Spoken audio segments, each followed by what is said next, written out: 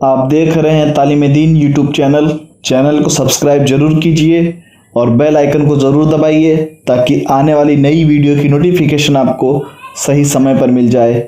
ذکر خدا اور امام احمد رضا، مصنف مولانا تطہیر احمد رضوی بریلوی، حصہ 10۔ بسم اللہ الرحمن الرحیم۔ حضور صلی اللہ تعالی علیہ وسلم کو اکرم الاکرمین کہنے کی اجازت نہیں۔ ایک مرتبہ ایک صاحب نے امام احمد رضا خان فاضل بریلوی رحمۃ اللہ علیہ سے استفتاء کیا۔ سوال میں حضور صلی اللہ تعالی علیہ وسلم کو اکرم الاکرمین لکھ دیا۔ امام احمد رضا خان فاضل بریلوی رحمۃ اللہ علیہ نے سوال کا جواب مرحمت فرمایا، ساتھ ہی یہ ہدایت دی، حضور صلی اللہ تعالی علیہ وسلم کو اکرم الاکرمین کہنے کی اجازت نہیں۔ یہ نام پاک عرف میں اللہ رب العزت کے لیے ہے۔ حضور صلی اللہ تعالی علیہ وسلم اکرم الاولین والآخرین ہیں۔ فتاوی رضویہ جلد 15 صفحہ 270۔ کس قدر احتیاط ہے! حالانکہ اکرم الاکرمین کے معنی میں کوئی ایسی بات نہیں کہ جس کا اطلاق حضور صلی اللہ تعالی علیہ وسلم پر نہ ہو سکے۔ یقیناً سب سے زیادہ اکرم، اشرف، عزت و کرم والے آپ ہیں۔ کوئی مخلوق آپ سے برتر اور بڑھ کر نہیں، لیکن چونکہ اکرم الاکرمین کا لفظ عام بول چال میں اللہ تعالیٰ کے لیے ہی بولا جاتا ہے، اس لیے حضور صلی اللہ تعالی علیہ وسلم کے لیے اس کو بولنے کی اجازت نہیں دی، تاکہ لفظی اور ظاہری شرکت سے بھی بچایا جا سکے۔ اور اللہ تعالیٰ ہر اعتبار سے شرکت غیر سے پاک ہے۔ اس کے لیے جو لفظ بولنے میں خاص ہو چکے ہیں انہیں دوسروں کے لیے نہ بولا جائے۔ ایسے ہی ایک مرتبہ امام احمد رضا خان فاضل بریلوی رحمۃ اللہ علیہ سے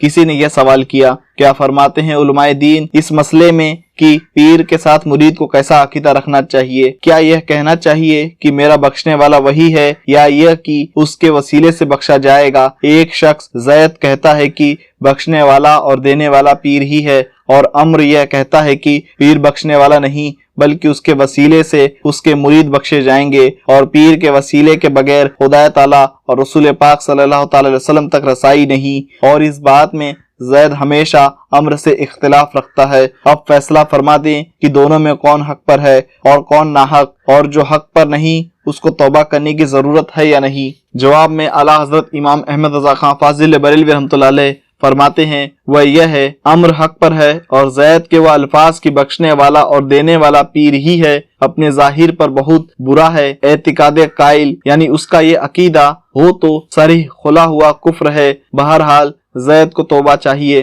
فتاوی رضویہ جلد 14 صفحہ 637۔ اس فتاوے میں امام احمد رضا خان فاضل بریلوی رحمۃ اللہ علیہ نے زید کو توبہ کرنے کا حکم دیا، اس بات پر کہ وہ کہتا ہے کہ دینے والا اور بخشنے والا پیر ہی ہے، اور اگر ظاہر میں معنی ہی اس کا مقصد اور مراد ہے، یعنی اللہ کی مرضی یا عطا کے بغیر صرف پیر ہی سب کچھ ہے، تو انہوں نے اسے خالص کفر قرار دیا۔ اور اس کا یہ عقیدہ نہ بھی ہو بلکہ وہ پیر کے اس منصب کو عطا الہی مانتا ہو، تب بھی انہوں نے زید کو توبہ کرنے کی ہدایت دی، اگرچہ یہ کفر نہیں لیکن الفاظ و کلمات احتیاط کے خلاف ہیں، لہذا توبہ کا حکم لکھا، اور امر کے قول کو پسند فرمایا اور اس کو صحیح قرار دیا، کیونکہ وہ کہتا ہے کہ پیر بخشنے والا نہیں بلکہ اس کے وسیلے سے مرید بخشے جائیں گے۔ اس سب سے ظاہر ہے کہ امام احمد رضا خان فاضل بریلوی رحمۃ اللہ علیہ عقیدہ توحید کے معاملے میں نہایت درجہ محتاط تھے۔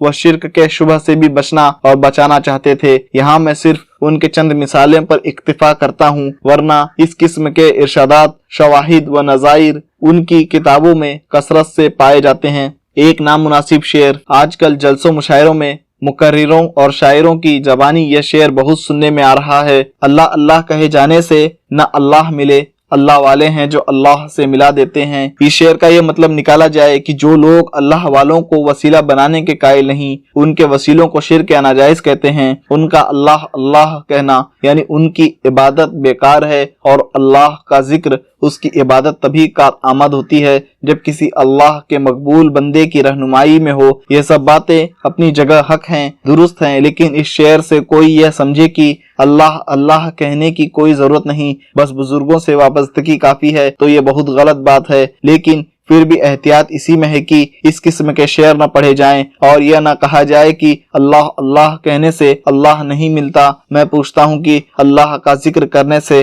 اللہ نہیں ملتا تو پھر اور کیسے ملتا ہے؟ اور یہ اللہ والے کس کا ذکر کرنے سے اللہ والے بنتے ہیں؟ اور قرآن کریم میں جو یہ فرمایا گیا، اور میں نے जिन्नों और इंसानों को सिर्फ इसलिए पैदा किया कि वो मेरी इबादत करे, इसका क्या मतलब है? और यह जो हदीस शरीफ में है कि रसूल पाक सल्लल्लाहु अलैहि वसल्लम हर वक्त अल्लाह ताला का जिक्र करते थे, यह सुन्नत नबवी कैसे बाकी रहेगी? और ये जो सैकड़ों आयतों और अहदीसों में जिक्र इलाही की फजीलत व ताकीद आई है, इस सब का क्या मतलब है? सही बात यह है कि अगरचे शेर की तावील तशरीह कर ली जाए, लेकिन शेर का जाहिर अच्छा नहीं। अभी आपने देखा कि किसी ने यह कह दिया देने और बख्शने वाला पीर ही है। इन अल्फाज के जाहिर को इमाम अहमद रजा खां फाजिल बरेलवी रहमतुल्लाह अलैह ने कुफ्र करार दिया, और भले से ज़ैद के अकीदे में यह जाहिरी माना न हो, लेकिन फिर भी उसको तौबा करना चाहिए, यह हुक्म सादिर फरमाया। इस शेर का भी जो पहला मिसरा है कि अल्लाह अल्लाह कहने से अल्लाह नहीं मिलता,